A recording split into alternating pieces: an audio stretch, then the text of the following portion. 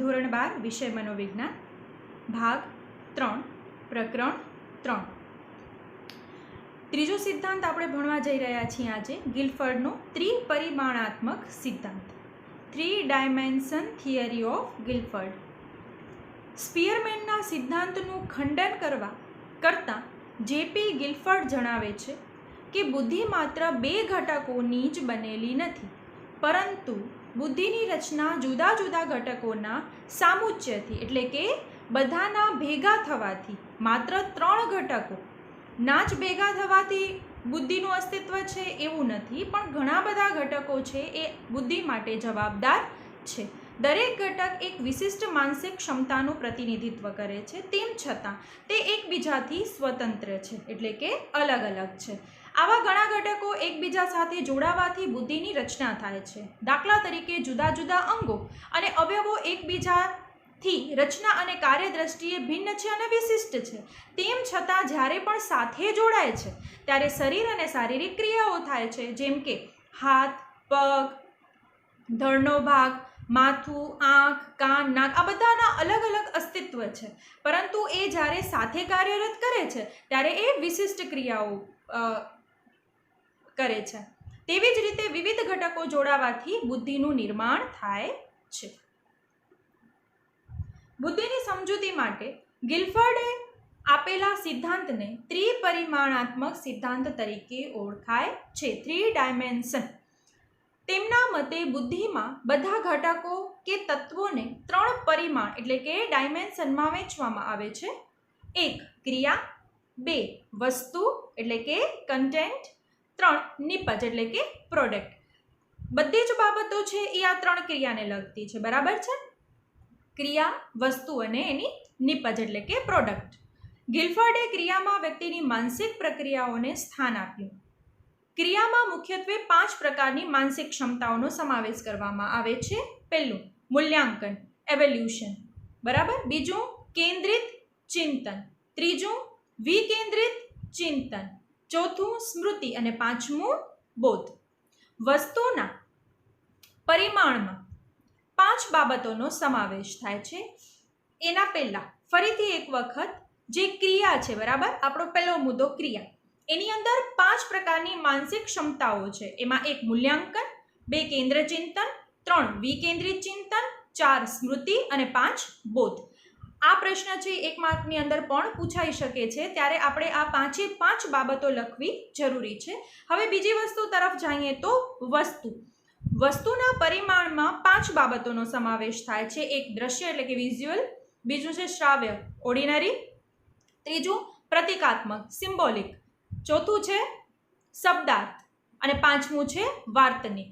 હવે આ 5 બાબતો છે એ વસ્તુની અંદર આવે છે, બરાબર. હવે એના પછીનું ત્રીજું છે એ નિપજ છે, બરાબર, એટલે કે પ્રોડક્ટ.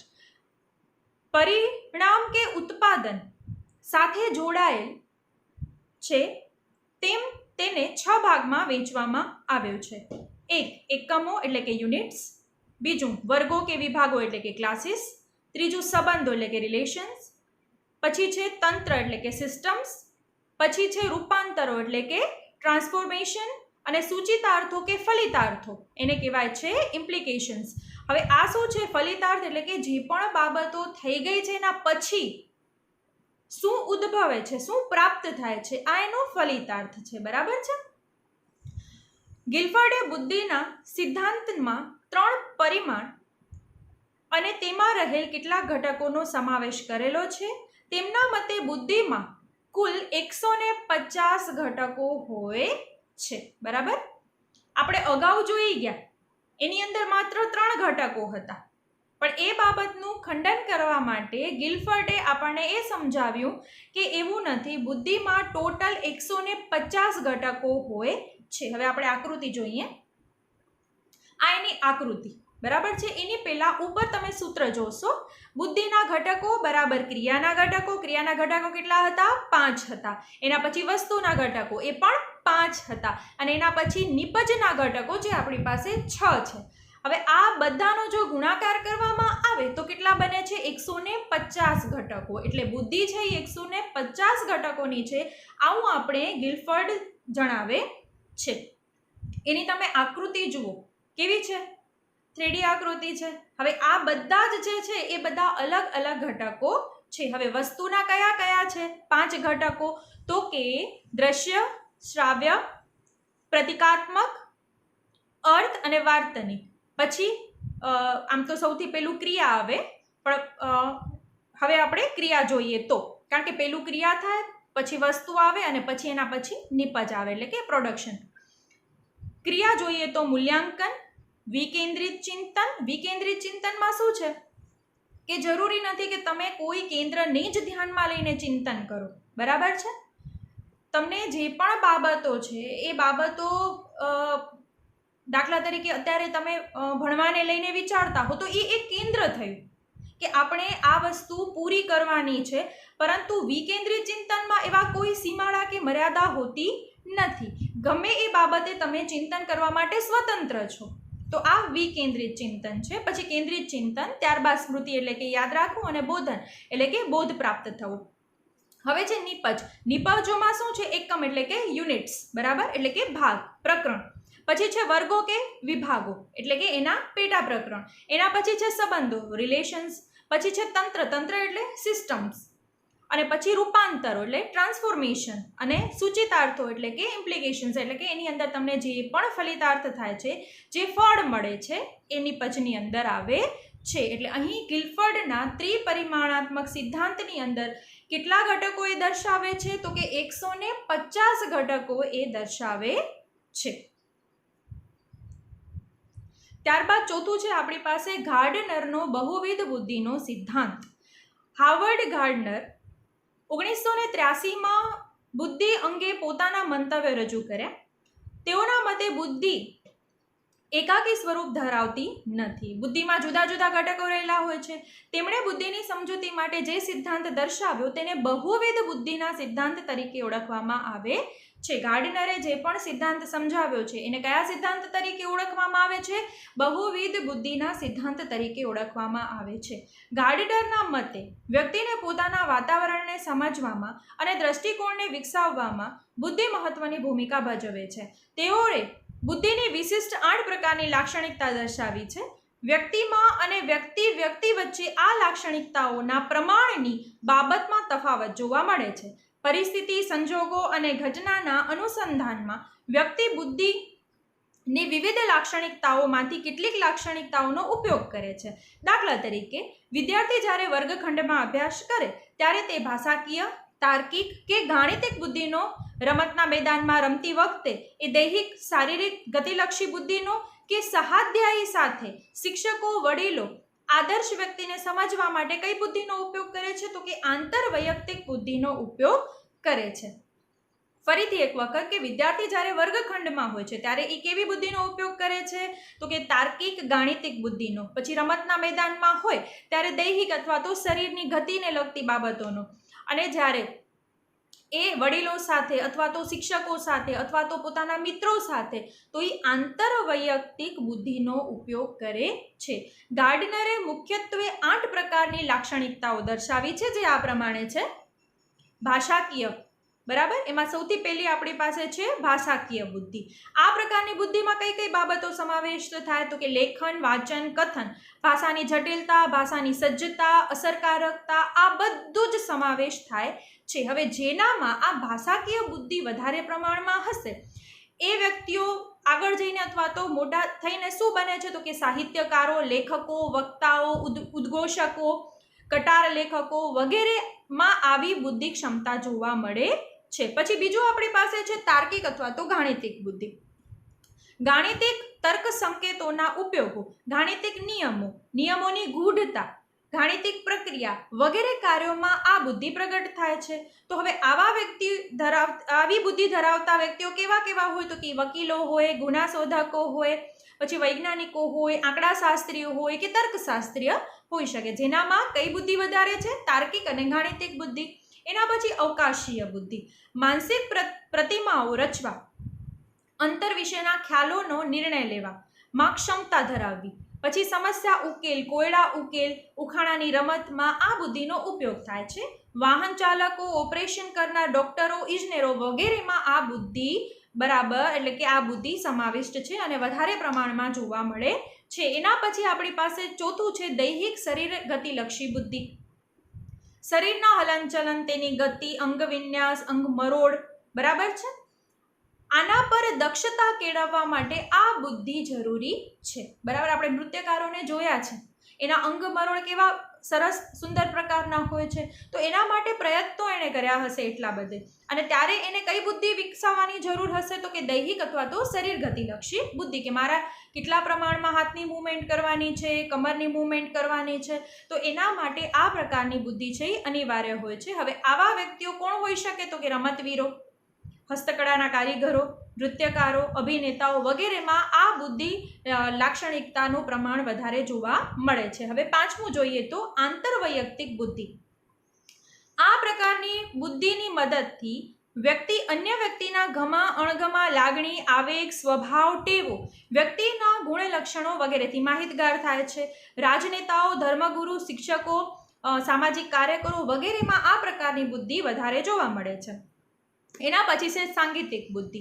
સંગીતના સૂર, લય, તાલ, રાગ, બંદિશ વગેરેની સમજ કેળવવાની ક્ષમતા સાંગીતિક બુદ્ધિનું પરિણામ છે. ગાયન વાદન ક્ષેત્રે કાર્ય કરતા નિષ્ણાતોમાં આનું પ્રમાણ અન્ય વ્યક્તિઓની તુલનામાં વધારે જોવા મળે છે. હવે છે એના પછીનું એટલે કે સાતમું વ્યક્તિગત અંતર્ગત બુદ્ધિ. વ્યક્તિ અંતર્ગત બુદ્ધિ. એક વ્યક્તિ તરીકે આપણે પોતાની લાગણી, આવેગ, અભિવ્યક્તિ, મનોવલણ, પૂર્વગ્રહ, માન્યતાઓ વગેરેની સમજ આ બુદ્ધિ દ્વારા કેળવી શકીએ છીએ. આંતરસૂઝ અને સ્વ આવિષ્કાર એટલે કે પોતે કંઈક નવું રચવું, એની સમજ મેળવવામાં આ બુદ્ધિ સૌથી વધારે ઉપયોગી નીવડે છે. અને એના પછીનું આઠમું નૈસર્ગિક બુદ્ધિ. પ્રકૃતિ તત્વો જેવા કે જીવસૃષ્ટિ, વનસ્પતિ સૃષ્ટિ તેમજ કુદરતી ઘટનાઓ વિશેની સમજ કેળવવા માટે આ નૈસર્ગિક બુદ્ધિ અતિ આવશ્યક છે. નૈસર્ગિકતા એટલે શું? કુદરતી બાબતો. જીવ વિજ્ઞાનીઓ, વનસ્પતિ શાસ્ત્રીઓ, ખેડૂતો, વન પ્રવાસીઓ વગેરેમાં આ પ્રકારની લાક્ષણિકતા એટલે કે આ બુદ્ધિની લાક્ષણિકતા વધારે પ્રમાણમાં જોવા મળે છે. એના પછી આપણે વાત કરીએ તો પાંચમું જેપી દાસનો પાસ સિદ્ધાંત. પાસ થિયરી ઓફ જેપી દાસ. જગન્નાથ પ્રસાદ દાસ આ જેપી દાસનું પૂર્ણ નામ છે, અને આ જે મનોવૈજ્ઞાનિક છે એ આપણા ભારતના છે. અને તેમના સાથીદારોએ બુદ્ધિના સિદ્ધાંતમાં જી ઘટક સિદ્ધાંતનો વિરોધ કર્યો. જી ઘટક એટલે જનરલ ફેક્ટર. પ્રાયોગિક અભ્યાસો અને ચિકિત્સાત્મક અનુભવોને આધારે તેઓએ દર્શાવ્યું કે બોધાત્મક ક્ષમતા માટે મસ્તિષ્કની રચના અને તેમાં થતી પ્રક્રિયા મહત્વની ભૂમિકા ભજવે છે. તેઓએ બુદ્ધિ અંગેની શરીરલક્ષી, તેમાં પણ ખાસ કરીને ચેતા મનોવૈજ્ઞાનિક એટલે કે ન્યુરોસાયકોલોજીકલ દ્રષ્ટિકોણનો સ્વીકાર કર્યો. તેઓના મતે મગજની રચના છે કેવી છે? વિશિષ્ટ છે. તેના કેન્દ્રો સ્વતંત્ર રીતે ચોક્કસ માનસિક પ્રક્રિયાનું નિયમન એટલે કે નિયંત્રણ કરે છે, પરંતુ સાથે સાથે મસ્તિષ્કના આ કેન્દ્રો પારસ્પરિક રીતે જોડાયેલા છે. તમે અગાઉ ધોરણમાં અભ્યાસ કર્યો છે કે મસ્તિષ્કને ડાબું મસ્તિષ્ક ગોળાર્ધ અને જમણું મસ્તિષ્ક ગોળાર્ધ એમ બે ભાગમાં વહેંચવામાં આવે છે. દ્રષ્ટિ, શ્રાવ્ય, ગંધ વગેરે કેન્દ્રો મસ્તિષ્કના ચોક્કસ ભાગમાં આવેલા છે. મસ્તિષ્કના ચોક્કસ ભાગને નુકસાન થતાં તેની સાથે સંબંધિત માનસિક કે શારીરિક પ્રક્રિયાઓ અવરોધાય છે. ઘણી વખત એક્સિડન્ટની અંદર જ્યારે મગજને ઈજા થાય છે ત્યારે આપણે ઘણી વખત જોયું છે કોઈની દ્રષ્ટિ ચાલી જાય છે, કોઈને બોલવામાં તકલીફ પડે છે, કોઈને સાંભળવામાં તકલીફ પડે છે. તો આ બધું શા માટે? તો કે બધું છે એ એકબીજા સાથે જોડાયેલ છે. ઘણાની શોર્ટ મેમરી લોસ થઈ જાય છે, ઘણાની લોંગ મેમરી લોસ થઈ જાય છે, ઘણા 6 મહિનાનું પહેલાંનું ભૂલી જાય છે, ઘણા આગલી જિંદગીનું ભૂલી જાય છે. દાખલા તરીકે મસ્તિષ્કના ડાબા ગોળાર્ધના કોઈ ચોક્કસ ભાગને નુકસાન થતાં વ્યક્તિની ભાષા લખવાની કે બોલવાની ક્ષમતા અવરોધાય છે. દાખલા તરીકે અકસ્માત થયું હોય અને મસ્તિષ્કના ડાબા ગોળાર્ધની અંદર ઈજા થઈ હોય તો શું થાય છે? ભાષાકીય બાબત છે એ ભૂલી જાય છે, એટલે કે લખવા અને બોલવાની ક્ષમતામાં અવરોધ ઊભો થાય છે. આમ મસ્તિષ્કની વિશિષ્ટ રચના વ્યક્તિની બોધાત્મક ક્ષમતા સાથે સંકળાયેલ છે તેવું દ્રઢપણે સ્વીકારનારા જેપી દાસ અને તેમના સાથીદારોએ બુદ્ધિના જે સિદ્ધાંત દર્શાવ્યો છે એને પાસ સિદ્ધાંત તરીકે ઓળખવામાં આવે છે.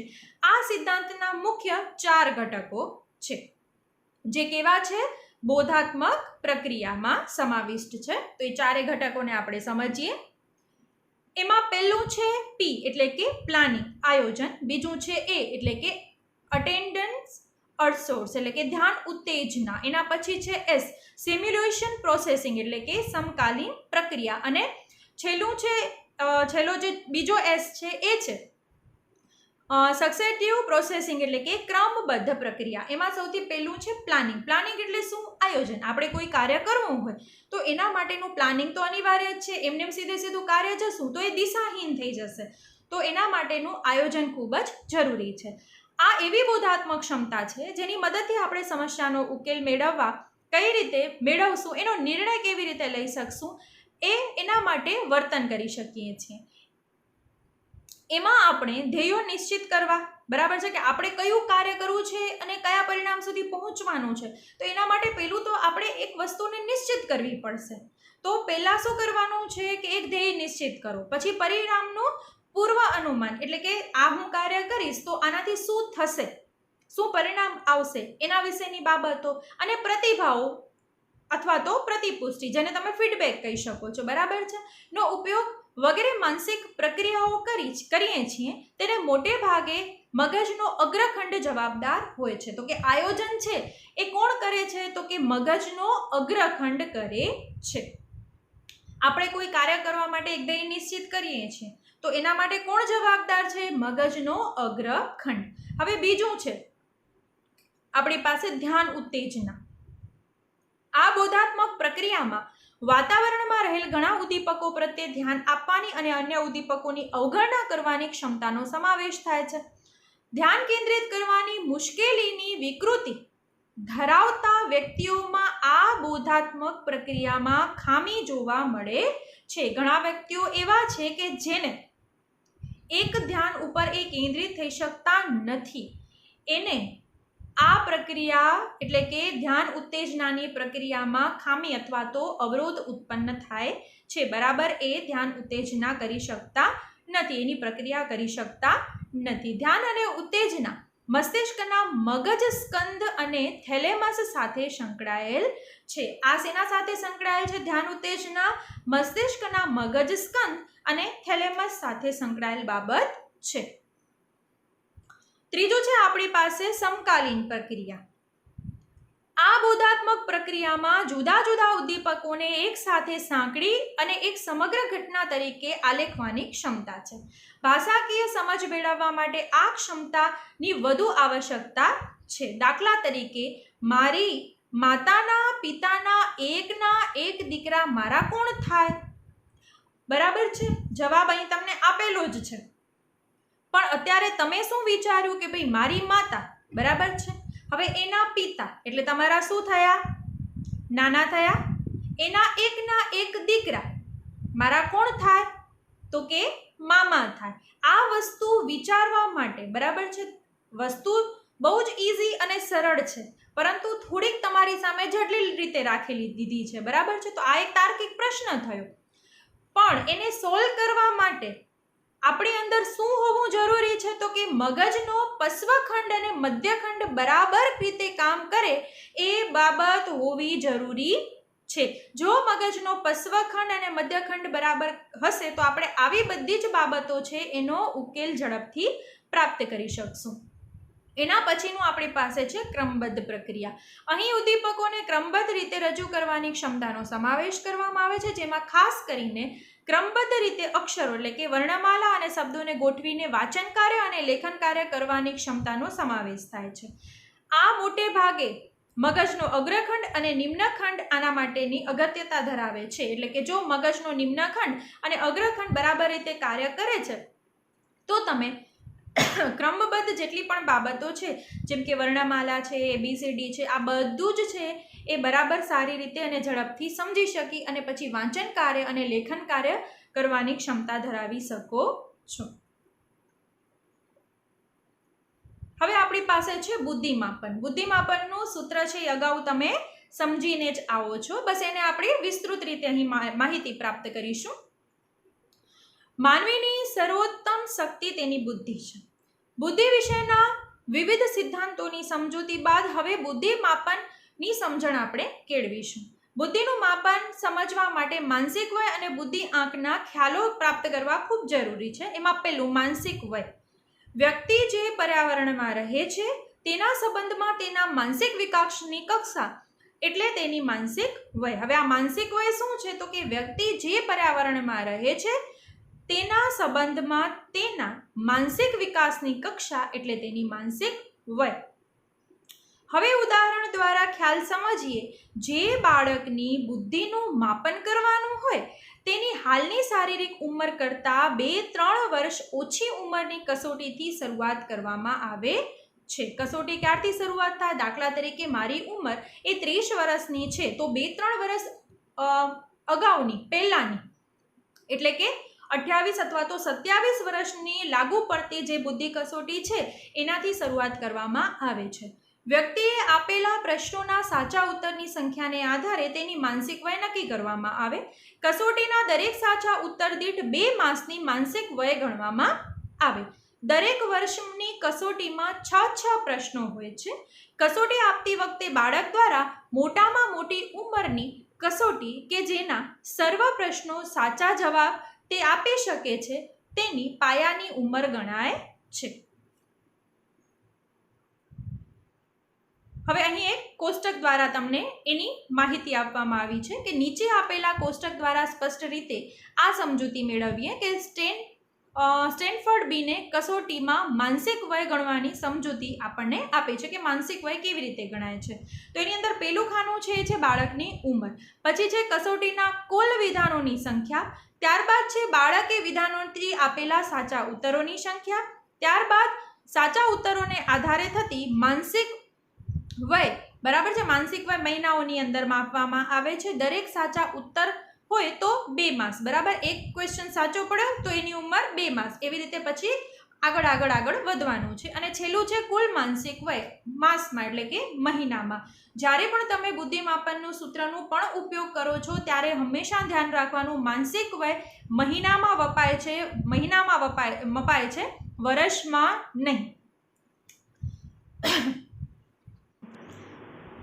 બાળક દ્વારા 8 વર્ષની કસોટીના બધા જ પ્રશ્નોના જવાબ સાચા મળ્યા તો એની પાયાની ઉંમર થઈ। હવે કસોટીના કુલ પ્રશ્નો કેટલા છે? 6 પ્રશ્નો છે અને બાળકની ઉંમર કેટલી છે? 8 વર્ષની છે। એટલે બીજું જે છે કોલમ એની અંદર તમે જોઈ શકો છો કે 8 વર્ષે એની ઉંમર છે, એની સાથે એણે 6 પ્રશ્નોના જવાબ સાચા આપ્યા છે એટલે 8 ગુણ્યા 6 કર્યા એટલે જવાબ મળ્યો 48। હવે 48 જવાબ મળ્યો એની પછીની કોલમમાં તમે જોશો તો એને ગુણ્યા 2 કરેલા છે એટલે કે એક પ્રશ્ન હોય તો એની ઉંમર 2 માસ ગણવાની। આવી રીતે 48 છે તો એને ગુણ્યા 2 કરીએ છીએ એટલે મળે જવાબ છે 96। તો આ 96 છે એ એની માનસિક વય થઈ એટલે કે 8 વર્ષનું બાળક છે એણે બધા જ જવાબો સાચા આપ્યા તો એની માનસિક વય કેટલી થઈ? 96। પછી 9 વર્ષની વ્યક્તિ છે, એણે 6 પ્રશ્નો સાચા આપ્યા, બરાબર છે। તો આવી રીતે આપણે કાઉન્ટિંગ કરવાની છે તો જેના દ્વારા આપણે માહિતી પ્રાપ્ત કરી શકીએ છીએ। તો આવી રીતે આપણે આ કોષ્ટક દ્વારા માહિતી પ્રાપ્ત કરી શકીએ છીએ। જન્મ તારીખ મુજબ ગણતા થતા શારીરિક વય સાથે તેની માનસિક વય સરખાવવામાં આવે છે। તેજસ્વી બાળકની માનસિક વય તેની શારીરિક વય કરતાં વધારે હોય છે, જ્યારે નબળી બૌદ્ધિક ક્ષમતા ધરાવતી બાળકની માનસિક વય તેની શારીરિક વય કરતાં ઓછી હોય છે। બુદ્ધિઆંક, બરાબર છે, એટલે કે આઈક્યુ।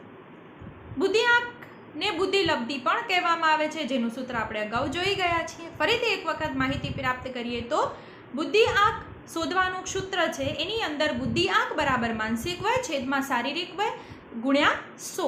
હવે આ જો કરીએ તો તમને એનો બુદ્ધિઆંક પ્રાપ્ત થાય છે। તો એના માટે તમને એક દાખલો પણ આપેલો છે કે આઈક્યુ બરાબર MA છેદમાં CA ગુણ્યા 100। હવે MA એટલે કે માનસિક વય, મેન્ટલ એજ, હવે એ છે 108 અને જે શારીરિક એજ છે એ છે 90 તો એને ગુણ્યા 100 કર્યા એટલે જવાબ મળ્યો 120। તો એ બાળકનું આઈક્યુ લેવલ કેટલું છે? 120 છે। એના પછી બુદ્ધિ કસોટીઓ। બુદ્ધિનું માપન કરવા માટે ઉપયોગમાં લેવાતી કસોટીઓને શું કહે છે? બુદ્ધિ કસોટીઓ કહે છે. બરાબર. બુદ્ધિ કસોટીના વિવિધ પેટા પ્રકાર છે. એક જ સમયે એક સાથે એક જ વ્યક્તિ આપી શકે તેવી કસોટીને વ્યક્તિગત બુદ્ધિ કસોટી કહેવામાં આવે છે. જ્યારે અનેક લોકો ભેગા થઈને એક જ સમયે એક જ બુદ્ધિ કસોટીઓ આપે છે એને સામૂહિક બુદ્ધિ કસોટી કહેવામાં આવે છે. અને તમે લોકો આપતા પણ આવ્યા છો આ કસોટી, એટલે તમને ખ્યાલ છે. આઈક્યુ ટેસ્ટ આવે છે તમારી વર્ષમાં એક વખત. તો એ શું છે? તમારી બુદ્ધિનું માપન. અને તમે એક સાથે એક ક્લાસમાં 30 જણા બેસીને આપો છો તો એ સામૂહિક બુદ્ધિ કસોટી થઈ. આ ઉપરાંત જે કસોટીમાં માત્ર લિખિત પ્રશ્નો અને તેના જવાબ લેખિત સ્વરૂપમાં આપવાના હોય તેને કઈ કસોટી કહેવાશે? શાબ્દિક કસોટી કહેવાશે. એટલે તમે જે પ્રકારે આપી હશે એ શાબ્દિક કસોટી છે. વળી જે કસોટીમાં ચિત્ર વડે કોઈ ક્રિયા અથવા તો બુદ્ધિનું માપન થાય અને શબ્દોના ઓછામાં ઓછો ઉપયોગ કરવામાં આવે તેવી કસોટીને અશાબ્દિક અથવા તો ક્રિયાત્મક કસોટી કહેવામાં આવે છે. પણ બુદ્ધિનું માપન તો એના દ્વારા પણ થાય જ છે. બસ એ કસોટી અલગ છે કે જે તમે માત્ર લખીને જવાબ આપો છો તો એ શાબ્દિક થઈ, પણ જ્યારે કોઈ સંકેતો ચિત્ર દ્વારા અથવા તો કોઈ ક્રિયા સર્જનાત્મક દ્વારા કરવામાં આવે તો એ કેવી થઈ? અશાબ્દિક અથવા તો ક્રિયાત્મક કસોટી થઈ. સ્ટેનફોર્ડ બીને બુદ્ધિ કસોટી મુખ્યત્વે બાળકોની બુદ્ધિનું માપન કરવા માટે આ કસોટીઓ વપરાય છે. બીન અને સાયમને પહેલી વ્યક્તિગત બુદ્ધિ કસોટી ફ્રેન્ચ ભાષામાં ઈસવીસન 1905ની અંદર એની રચના કરી. અમેરિકાની સ્ટેનફોર્ડ યુનિવર્સિટીના પ્રાધ્યાપક LM ટર્મને ઈસવીસન 1916માં બિન સાયમન કસોટીમાં કેટલાક સુધારા વધારા કરી પદ્ધતિસર પ્રમાણીકરણ કરી અંગ્રેજી ભાષામાં પ્રથમ બુદ્ધિ કસોટી તૈયાર કરી. આ કસોટીને સ્ટેનફોર્ડ બીને બુદ્ધિ તુલેસ એટલે જેને કહેવાય છે SBIS નામ આપ્યું. 1916ની કસોટીનું 1937, 1960, 1973 અને છેલ્લે 1986માં પુનઃ પ્રમાણીકરણ એટલે કે જ્યારે કોઈ પણ બાબત છે એકવાર રજૂ કરવામાં આવે ત્યારે એના ફાયદા ગેરફાયદા જે પણ હોય એમાંની અંદર ચોક્કસ ફેરફારો કરવામાં આવે, એટલે કે પુનઃ પ્રમાણીકરણ કરી અને નવ સંસ્કરણ કરી અને છેલ્લે 1986ની અંદર એની રજૂઆત કરી. પૂર્વેના સંસ્કરણોમાં બુદ્ધિનો એક જ સામાન્ય આંક ગણાતો, જ્યારે ઈસવીસન 86ની અંદર જે પ્રસારિત કરવામાં આવ્યું તેની અંદર વિશિષ્ટ આંક પણ પ્રાપ્ત થયા, જેવું કે શાબ્દિક તર્ક, સંખ્યાત્મક તર્ક, અમૂર્ત દ્રશ્ય અને અલ્પકાલીન સ્મૃતિ. આ કસોટી 18 વર્ષની વય સુધીની વ્યક્તિનું બુદ્ધિનું માપન કરે છે. તમે પણ ઘણી વખત આવી બધી પરીક્ષાઓ આપો છો જેમાં બુદ્ધિનું માપન થાય છે, તો ઘણી વખત સાંકેતિક બાબતો એની અંદર કોઈ આકૃતિ આપેલી હોય, કોઈ મુદ્દો એવો આપેલો હોય, બરાબર છે, તો ત્યારે તમે શું કરો છો કે બધી પ્રકારની બુદ્ધિ લગાડો છો તમારી. તાર્કિક બુદ્ધિ, ગાણિતિક બુદ્ધિ, સાંકેતિક બુદ્ધિ, ભાષાકીય બુદ્ધિ, બરાબર છે. બીજું છે વેક્સલરની બુદ્ધિ તુલાઓ. સ્ટેનફોર્ડ બીને કસોટી ઉપરાંત વેક્સલરની બુદ્ધિ કસોટી પણ વ્યક્તિગત માપન માટે ખૂબ જ ઉપયોગમાં લેવાય છે. આ કસોટીઓ બાળકથી માંડી અને પુખ્ત વયના લોકોની બુદ્ધિ માપન માટે ખૂબ જ લેવાય છે. જો કે જુદા જુદા વય જૂથો માટે જુદી જુદી કસોટીઓ રચવામાં આવે છે. પેલું છે વેક્સલરની પુખ્ત વયની વ્યક્તિઓ માટે કસોટી. 16 વર્ષથી માંડી અને 64 વર્ષ સુધીના પુખ્ત વયના લોકોની એ બુદ્ધિનું માપન કરે છે. આ કસોટીમાં સમગ્ર બુદ્ધિ આંક ઉપરાંત બુદ્ધિના શાબ્દિક અને ક્રિયાત્મક આંક મળે છે. વેક્સલરની પુખ્તો માટેની બુદ્ધિ કસોટીમાં માહિતી, સમજ, ગણિત, આંકડાનું પુનરાવર્તન, સામ્ય શોધવું, શબ્દ ભંડોળ જેવા વિભાગોના સંદર્ભમાં બુદ્ધિનું માપન કરવામાં આવે છે. કઈ કઈ બાબતો આની અંદર સમાવિષ્ટ છે? તો કે સમજને લગતી, ગાણિતિક બાબતો, પુનરાવર્તનને લગતી, સામ્ય એટલે કે સરખાપણું શોધવાનું, પછી શબ્દ ભંડોળને લગતી એટલે કે કોઈ એક શબ્દ મૂકેલો હોય એની સામે એના અર્થના 4 ઓપ્શન મૂકેલા હોય તો તમારે એ શોધવાના, બરાબર. વેક્સલરની બુદ્ધિ કસોટીમાં 11 ઉપ કસોટીઓ છે એટલે કે એની પેટા કસોટીઓ છે, જેમાંથી 6 કસોટીઓ શાબ્દિક સ્વરૂપની, 5 કસોટીઓ જેમાં ઘન ગોઠવવા, ચિત્રપૂર્તિ જેવા કાર્ય કરવા એટલે કે કાર્યાત્મક સ્વરૂપની. ઈસવીસન 1981માં પુખ્તો માટેની કસોટીનું સંશોધિત સ્વરૂપ એટલે કે સંસ્કરણ જે એકદમ વ્યવસ્થિત હોય, જેનામાં ફેરફારો કરેલા હોય એવું નિશ્ચિત સ્વરૂપ છે એ નક્કી કરીને બહારે પાડવામાં આવ્યું, જે WAIS ના નામે ઓળખવામાં આવે છે. હવે બીજું છે વેક્સલરની બાળકો માટેની કસોટી. તો એ છે એ કયા વય જૂથને લાગુ પડે છે? તો કે 6 થી 16 વર્ષની. પછી છે વેક્સલરની પૂર્વ પ્રાથમિક શાળાની કક્ષા કસોટી. હવે આ જે કસોટી છે એ કયા વય જૂથને લાગુ પડે છે? તો કે 4 થી 6.5 વર્ષના બાળકોની બુદ્ધિનું માપન કરવા માટે વપરાય છે. આમ વેક્સલરની બુદ્ધિ કસોટી ક્ષેત્રે ખૂબ જ મહત્વનું પ્રદાન છે. એના પછી આપણી પાસે છે રેવનની બુદ્ધિ કસોટી. રેવન દ્વારા ભાષા અને સાંસ્કૃતિક અસરથી મુક્ત બુદ્ધિ કસોટી રચવામાં આવી છે, જે શૈક્ષણિક ક્ષેત્રે માપન માટે વપરાતી અશાબ્દિક કસોટી છે. આ કસોટી જોન સી રેવન દ્વારા ઈસવીસન 1936માં આ કસોટી રચવામાં આવી છે. અમૂર્ત તર્કના માપન માટે આ કસોટી ખૂબ જ ઉપયોગી છે. આ કસોટી 5 વર્ષની ઉંમરના બાળકોથી માંડી પુખ્ત ઉંમરના બાળકોની બુદ્ધિના માપન માટે વપરાય છે. આ કસોટીમાં 60 બહુવૈકલ્પિક પ્રશ્નો સરળતાથી અઘરા ક્રમમાં ગોઠવવામાં આવે છે, એટલે કે સરળતાથી જટિલ તરફ જવાનું હોય છે. પેલા સહેલા પ્રશ્નો હોય, પછી મધ્યમ, પછી ધીરે ધીરે છે પ્રશ્નો વધારે અઘરા બનતા જાય છે. આ કસોટીમાં 60 બહુવૈકલ્પિક પ્રશ્નો સરળતાથી અઘરાના ક્રમમાં ગોઠવવામાં આવેલા છે.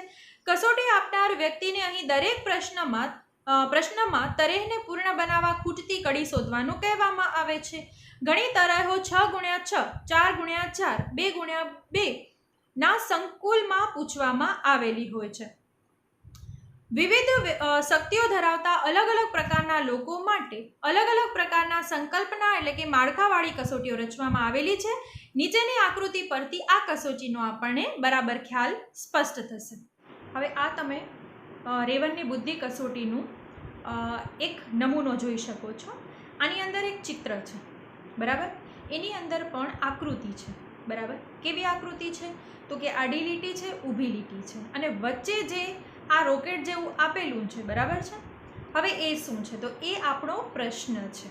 એની નીચે તમને 6 ઓપ્શન આપેલા છે, A, B, C, D, E અને F. હવે આ ઓપ્શનમાં પણ અલગ અલગ આકૃતિઓ છે. એકમાં આડી લીટી છે, બી છે તો એ સાવ ખાલી છે, ત્રીજું છે એમાં ચેક્સ છે, ચોથું છે એમાં આડી અને ઊભી લીટી આપેલી છે, પાંચમું ઈ છે એની અંદર ચોકડીની નિશાની આપેલી છે, અને એફ છે એની અંદર આડી ઊભી લીટી પણ છે, અને આગળ એક બીજી પણ ચિત્ર જેવું દોરેલું છે, બરાબર છે. તો હવે આ 6 ઓપ્શનમાંથી ઉપર જે આકૃતિ ખાલી બતાવેલી છે એનામાં કયો ઓપ્શન લાગુ પડે છે? તો એ શોધવાનું છે, બરાબર છે. તો આ છે રેવનની બુદ્ધિ કસોટીનો નમૂનો. અને કયું આવશે એની અંદર જવાબમાં? જવાબ આવશે ડી, કારણ કે ડીની અંદર એ જ આકૃતિ છે જે ઉપર પણ આકૃતિ આપેલી છે, તો એ આપણે શોધવાનું છે. તો આ એક એનો નાનકડો નમૂનો છે. હવે આગળ ભણીએ તો છે કોફમેનની બુદ્ધિ કસોટી. અમેરિકાના મનોવિજ્ઞાનના પ્રોફેસર એલન એસ કોફમેનનું નામ બુદ્ધિમાપન કસોટી દ્વારા વિશ્વ સ્તરે જાણીતું છે.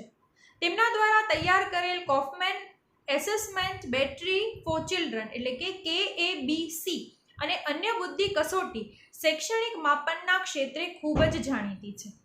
ઉપરાંત કોફમેન બ્રીફ ઇન્ટેલિજન્સ ટેસ્ટ, જેને કહેવામાં આવે છે કે BIT અને તેમની દ્વિતીય આવૃત્તિ પણ મહત્વની છે. આ ઉપરાંત કોફમેન એડોલેન્ટ્સ એન્ડ એડલ્ટ ઇન્ટેલિજન્સ ટેસ્ટ, જેને કહેવામાં આવે છે KAIT, પુખ્ત વયોના બુદ્ધિમાપન માટે ઉપયોગી છે. 2004-5ના વર્ષમાં તેમની કસોટીનું પુનઃ સંસ્કરણ પ્રકાશિત થયેલું છે. બુદ્ધિમાપન ઉપરાંત શૈક્ષણિક સિદ્ધિના માપન માટે પણ કોફમેન દ્વારા કસોટી રચવામાં આવે છે. હવે બુદ્ધિ આંકનું જે વિતરણ છે એ કેવી રીતે કરવામાં આવે છે? તો અહીંયા એક કોષ્ટક આપેલો છે, એ આપણે જોશું. એમાં સૌથી પહેલું છે એ કયું છે? તો કે અતિ મંદથી પ્રતિભા સંપન્ન સુધીનું, બરાબર. હવે અહીંયા આપણી પાસે 3 બાબત છે: બુદ્ધિ આંક, વર્ણન અને ટકાવારી. હવે જે બુદ્ધિ આંક છે એ કેવા લોકો હોઈ શકે એ, અને પછી એની ટકાવારી એટલે કે કેટલા લોકો આવા છે એ સમાજની અંદર હોય છે, દુનિયાની અંદર હોય છે. તો એનો એક માપ આપેલો છે આપણી સમક્ષ કે 70 થી નીચેનો બુદ્ધિ આંક ધરાવતા લોકો એને કેવા લોકો કહેવામાં આવે છે? માનસિક રીતે પડકારરૂપ. અને એવા લોકો કેટલા હોઈ શકે? તો કે 2.20% લોકો એવા હોઈ શકે કે જે 70 થી નીચેનો બુદ્ધિઆંક ધરાવે છે, જે માનસિક રીતે પડકારરૂપ છે, એટલે કે એના માટે કદાચ ભાષા, સંજ્ઞા કે કોઈ બાબતોને સમજવી અઘરી હોય છે. એના પછી છે 70 થી 79 જે સીમાવર્તી બુદ્ધિ ધરાવતા હોય છે. તો એવા લોકો કેટલા હોય? 6.70%. પછી છે 80 થી 89 એવા લોકોને કેવા કહેવામાં આવે છે? તો કે નિમ્ન સરેરાશ બુદ્ધિવાળા, એવા 16.10%. 90 થી 109 એ સરેરાશ બુદ્ધિવાળા એટલે કે સામાન્ય બુદ્ધિ ધરાવતા હોય એ. તો એવા લોકો કેટલા હોય? 16.10%. પછી 110 થી 119 એટલે કે જે ઉચ્ચ સરેરાશ બુદ્ધિ ધરાવે છે એવા 16.10%. ત્યારબાદ 120 થી 130 એ ઉચ્ચ બુદ્ધિવાળા લોકો હોય છે, જે 6.70%. અને 130 થી વધુ બુદ્ધિઆંક ધરાવે છે એને પ્રતિભાશાળી બુદ્ધિવાળા કહેવાય છે, એ છે 2.20%. તો આ આપણે એક કોષ્ટક છે જે બુદ્ધિઆંકનું વિતરણ આપણે દર્શાવે છે. હવે પ્રતિભા સંપન્નતા. તો પ્રતિભા સંપન્નતા શું છે? એનો પહેલો પોઈન્ટ જોઈએ તો પ્રતિભા સંપન્નતાનું સ્વરૂપ અને એની ઓળખ. અંગ્રેજી ભાષામાં પ્રતિભાશાળી માટે ગિફ્ટેડ, જીનિયસ, ટેલેન્ટેડ આવા શબ્દનો પ્રયોગ થાય છે. આનુવંશિક રીતે ઉચ્ચ બુદ્ધિ કે વિશિષ્ટ માનસિક શક્તિ ધરાવતા વ્યક્તિને પ્રતિભા સંપન્ન તરીકે ઓળખવામાં આવે છે. પ્રતિભા સંપન્ન બાળકની વ્યાખ્યા અનેક મનોવૈજ્ઞાનિકે આપી છે. દરેક વ્યાખ્યામાં પ્રતિભાના મૂળ આધારો, ક્ષેત્ર કે પ્રતિભાયુક્ત વર્તનોની ભિન્નતા જોવા મળે છે. વર્તમાન સમયમાં માનવ જીવનના કોઈ પણ બોધાત્મક, અર્થપૂર્ણ બોધાત્મક અથવા નૈતિક, શારીરિક, આવેગિક, સામાજિક કે સૌંદર્યલક્ષી જેવા ક્ષેત્રમાં પ્રયોજાતી ઉચ્ચ શક્તિ તરીકે પ્રતિભા સંપન્નતાની વ્યાખ્યા કરવામાં આવે છે. ઈસવીસન 1925માં ટર્મને આવી વ્યક્તિઓનો અભ્યાસ શરૂ કર્યો. બરાબર છે. કયા મનોવૈજ્ઞાનિક? ટર્મન નામના મનોવૈજ્ઞાનિક. અને ક્યારે? તો કે 1925ની અંદર આવા પ્રતિભા સંપન્ન વ્યક્તિઓ ઉપર પ્રયોગો અભ્યાસ શરૂ કર્યા. આ અભ્યાસમાં બુદ્ધિ કસોટી વડે વ્યક્તિની ઉચ્ચ બોધાત્મક શક્તિઓને માપવામાં આવતી હતી. જોસેફ રેનેઝ્યુઅલ સૂચવે છે કે પ્રતિભા સંપન્નતા એ ઉચ્ચ બુદ્ધિ, ઉચ્ચ સર્જનાત્મકતા અને ઉચ્ચ પ્રેરણા એમ 3 ઘટકોની આંતરક્રિયા પર અવલંબે છે. કઈ 3 બાબતો ઉપર? તો કે ઉચ્ચ બુદ્ધિ, ઉચ્ચ સર્જકતા અને ઉચ્ચ પ્રેરણા. આ 3 બાબતો ઉપર આંતરક્રિયા એકબીજા ઉપર અવલંબે છે. અને આવું કોણ સૂચવે છે? તો કે જોસેફ રેનેઝ્યુઅલ. પ્રતિભા સંપન્નતામાં બોધાત્મક ઉપરાંત બીજી અનેક શક્તિઓનું સંયોજન અને સંગઠન થાય છે. આવા લોકો અન્ય કરતા ઉચ્ચ કોટીનું કર્તૃત્વ એટલે કે કાર્યક્ષમતા ધરાવે છે. તેઓ વિશિષ્ટ શક્તિઓ અને ઉચ્ચ સ્વખ્યાલ ધરાવે છે. પ્રતિભા સંપન્ન વ્યક્તિઓ શીખવા માટે, સિદ્ધિઓ અને શ્રેષ્ઠતા મેળવવા માટે વધુ પ્રયત્ન કરવા તૈયાર હોય છે. પ્રતિભા સંપન્નતાની આવી કુદરતી બક્ષિસ બધા સામાજિક, આર્થિક વર્ગમાં જોવા મળે છે. હવે અહીંયા તમને એક આકૃતિ આપેલી છે જેની અંદર એટલે કે મિડલમાં વચ્ચે પ્રતિભા સંપન્નતા લખ્યું છે અને એમાં 3 ઘટકો આપેલા છે એના, કે પ્રતિભા સંપન્નતાના 3 ઘટકો કયા કયા છે? તો એમાં પેલું છે ઉચ્ચ બુદ્ધિ. બરાબર છે. એટલે કે સામાન્ય બુદ્ધિ કરતાં કંઈક વિશિષ્ટ વિચારવાની એવી ઉચ્ચ પ્રકારની, ઉચ્ચ કોટીની બુદ્ધિ. બીજું ઉચ્ચ સર્જકતા, સારું સર્જન કરવાની, અને કેવું કે સામાન્ય લોકો સર્જન કરતા હોય ને એનાથી વિશિષ્ટ સર્જન કરવાની શક્તિ. અને ત્રીજું છે ઉચ્ચ પ્રેરણા. બરાબર છે. કારણ કે કોઈ પણ સર્જકતાની પાછળ કાંઈક પ્રેરણા તો છુપાયેલી હોય, એક મોટિવેશન તો હોય જ છે. જો એને એનામાંથી મોટિવેશન મળતું હશે તો એ વધારે સારી બાબતો છે, પ્રવૃત્તિ છે એ વધારે સારી કરી શકશે. પ્રતિભા સંપન્નતામાં બોધાત્મક ઉપરાંત બીજી અનેક શક્તિઓનું સંયોજન અને સંગઠન થાય છે. આવા લોકો અન્ય કરતાં ઉચ્ચ કોટીનું કર્તૃત્વ દર્શાવે છે. તેઓ વિશિષ્ટ શક્તિઓ અને ઉચ્ચ સ્વખ્યાલ ધરાવે છે. પ્રતિભા સંપન્ન વ્યક્તિઓ શીખવા માટે, સિદ્ધિઓ અને શ્રેષ્ઠતા મેળવવા માટે પ્રયત્ન કરવા તૈયાર હોય છે. પ્રતિભા સંપન્નતાની આવી કુદરતી બક્ષિસ બધા સામાજિક વર્ગોની અંદર જોવા મળે છે. હવે જે પ્રતિભા સંપન્નતાને ઓળખવાની પ્રક્રિયા કે ભાઈ કોનામાં આવી પ્રતિભા રહેલી છે, તો કે પ્રતિભા સંપન્ન બાળકને ઓળખવા માટે વર્તમાન સમયમાં સામાન્ય રીતે બુદ્ધિ કસોટી અને સિદ્ધિ કસોટી સૌથી વધુ ઉપયોગમાં લેવાય છે. કારણ કે વ્યક્તિને એમ તો ઓળખી નહીં શકાય કે આ પ્રતિભા સંપન્ન છે કે સારી બુદ્ધિવાળો છે, વિશિષ્ટ બુદ્ધિવાળો છે, બરાબર છે. એના માટે કાં તો સિદ્ધિ કસોટી લઈ શકાય અને કાં પછી બુદ્ધિ કસોટી લઈ શકાય.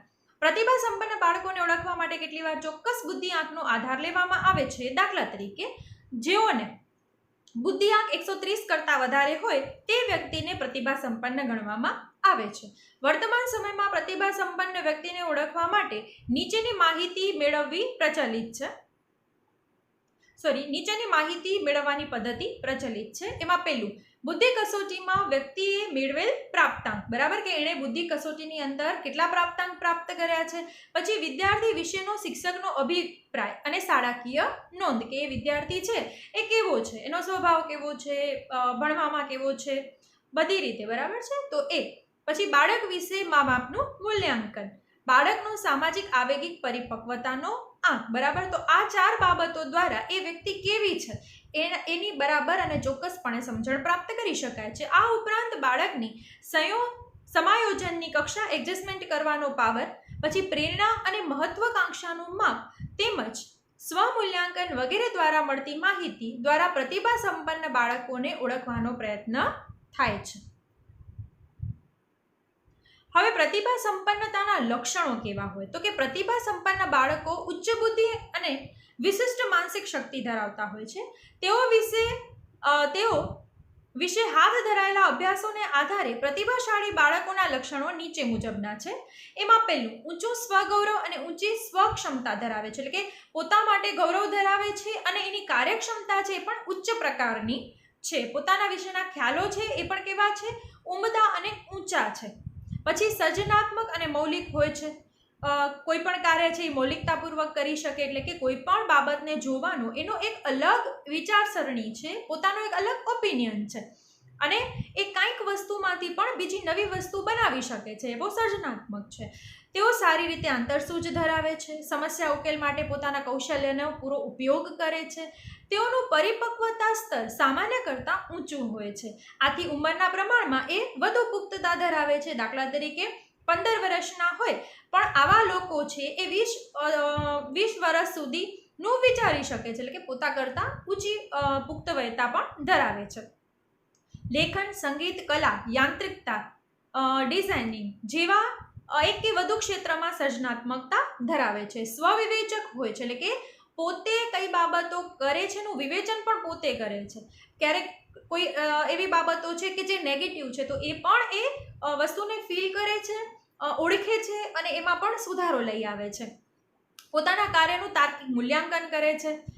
તેઓ બાહ્ય કરતાં આંતરિક પ્રેરણાથી દોરાઈને કાર્ય કરતા હોય છે, એટલે કે એ બીજા કોઈ મોટિવેશન આપે કે ના આપે, પોતે જ બીજાનામાંથી મોટિવેશન લઈને પોતાને મોટિવેટ કરે છે અને આગળ વધે છે. તેમને પોતાની ઉચ્ચ બૌદ્ધિક શક્તિઓ વિશે ઊંચું માન હોય છે.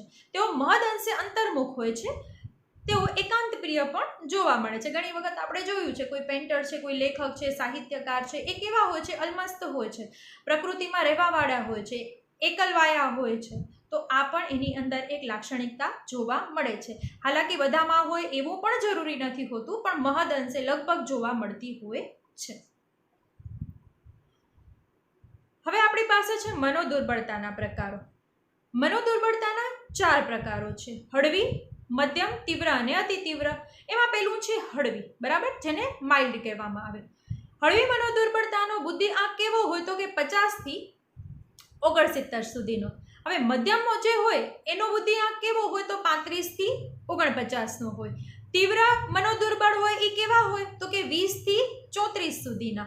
અને એનાથી પણ વધારે મનોદુર્બળ, એટલે કે અતિ તીવ્ર મનોદુર્બળ હોય એ કેવા હોય, તો કે 20 થી ઓછો બુદ્ધિ આંક ધરાવતા હોય છે. હવે એવા વ્યક્તિના લક્ષણો કેવા હોઈ શકે, તો કે જે હળવી બુદ્ધિઆંક કક્ષા ધરાવે છે એટલે કે 50 થી 69 વાળા એ જાતે ખાય છે, જાતે કપડાં પહેરી શકે છે, સ્વચ્છતા અને મળમૂત્રની જરૂરિયાતોને જાતે સંભાળ રાખી શકે છે.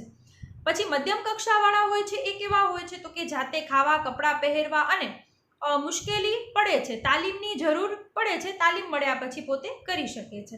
તીવ્ર કક્ષાવાળા તો ગણ્યા ગાંઠ્યા કૌશલ્યો જ ધરાવે છે એટલે કે અમુક જ કૌશલ્યો છે જે એની અંદર આવે છે, કદાચ ન પણ આવે. અંગત જરૂરિયાતોને મર્યાદિત પ્રમાણમાં સાંભળી શકે છે. અને અતિ તીવ્ર બુદ્ધિઆંક ઓછો બુદ્ધિઆંક ધરાવતા વ્યક્તિઓ આ કૌશલ્યો જોવા મળતા નથી એટલે કે એ લોકો કાંઈ પણ કરી શકતા નથી પોતાની રીતે. પછી વાણી અને પ્રત્યાયનમાં કેવું જોવા મળે છે તો કે બીજાઓના સંદેશાને ઝીલે છે, પોતે સંદેશો આપે છે, મોકલે છે અને સાથે વાત કરી અને સમજી શકે છે. એના પછીના લોકો છે એ કેવા છે તો કે મધ્યમ પ્રકારના લોકો કે સંદેશાની આપ-લે કરી શકે, ભાષાકીય જ્ઞાન ઠીકઠાક હોય છે અને બોલવામાં થોડી મુશ્કેલીઓ પડે છે. એના પછી તીવ્રવાળા તો કે મર્યાદિત પ્રમાણમાં જ બીજા સાથે વાત કરી શકે છે, અમુક વખત વાત સમજી પણ નથી શકતા અને કહી પણ નથી શકતા અને અભિવ્યક્તિ નબળી જોવા મળે છે. અને છેલ્લે અતિ તીવ્રવાળા તો હું વગેરે હુંકાર જ કરીને જવાબ આપી શકે છે, બીજું કાંઈ પણ બોલતા નથી. અભ્યાસની બાબતે તો કે ઉત્તમ શૈક્ષણિક પર્યાવરણ હોય તો 3 થી 6 ધોરણ સુધી ભણી શકે છે. મધ્યમવાળા વિદ્યાકીય કૌશલ્યો અલ્પ હોય છે, વધુમાં વધુ 1 કે 2 ધોરણ સુધી ભણી શકે છે.